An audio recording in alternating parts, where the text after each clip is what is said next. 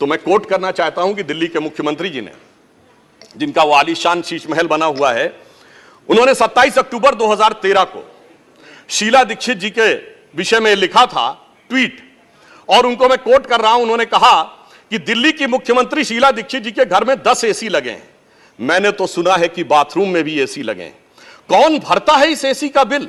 और आगे वो कहते हैं, मेरा तो कलेजा कांप उठता है ये सोचकर कि दिल्ली की 40% जनता झुग्गियों में रहती है, तो कोई मुख्यमंत्री ऐसे आलीशान घर में कैसे रह सकता है?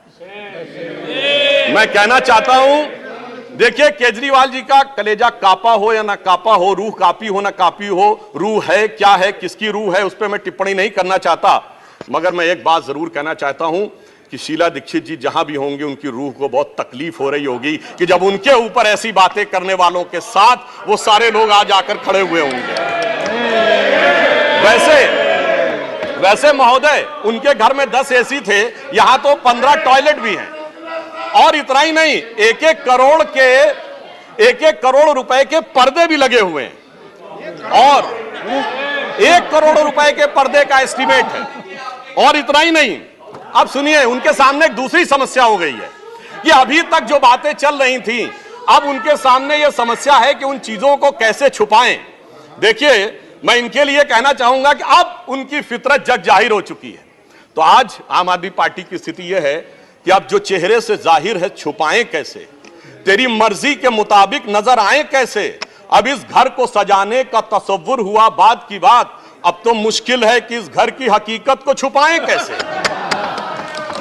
और यहां पर इसके बाद मैं कटाक्ष के बाद एक बात करुणा के साथ कहना चाहता हूं कि अन्ना हजारे के आंदोलन से निकली हुई वो पार्टी जो एक कमरे के मकान में रहते थे, और उससे निकली हुई पार्टी आज सैकड़ों करोड़ के इस आलीशान मकान में रहती हैं, तो मैं कहना चाहता हूं कि दिल्ली की जनता और जिन जिन लोगों ने उस आंदोलन का समर्थन किया उनके ऊपर भी एक आघात है। और साथ ही साथ ये एक बात का और भी संकेत देता है, फूड फॉर थॉट है देश के लोगों के लिए, कि एक्सपेरिमेंटल पॉलिटिक्स कई बार बड़े विचित्र परिणाम भी देती है। अब किसी नए नवेले प्रयोग को आजमाने का वक्त नहीं है, बल्कि आजमाए हुए मोदी जी के नेतृत्व को चमकाने का वक्त है। और बहुत से लोग ये कहते हैं, संवैधानिक नैतिकता का प्रश्न उठाते हैं कि अध्यादेश क्यों लाया गया।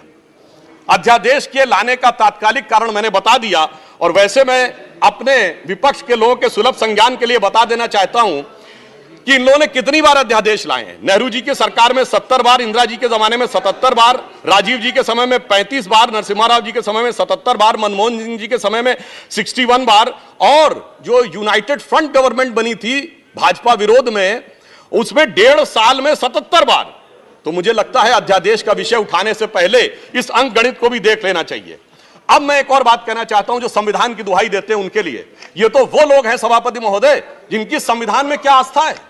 इन्होंने संसद के द्वारा पारित सीए कानून के खिलाफ विधानसभा में प्रस्ताव पारित कर दिया। यह संविधान का सम्मान है। और वो सिटीजनशिप अमेंडमेंट एक्ट था, नागरिकता का विषय तो पूर्ण राज्य का भी विषय नहीं हो सकता, और तो उसके बावजूद दिल्ली सरकार ने पारित कर दिया। तो इसका अर्थ हुआ कि ये जिस प्रकार के कार्य करते हैं उनका संविधान में कोई आस्था नहीं है।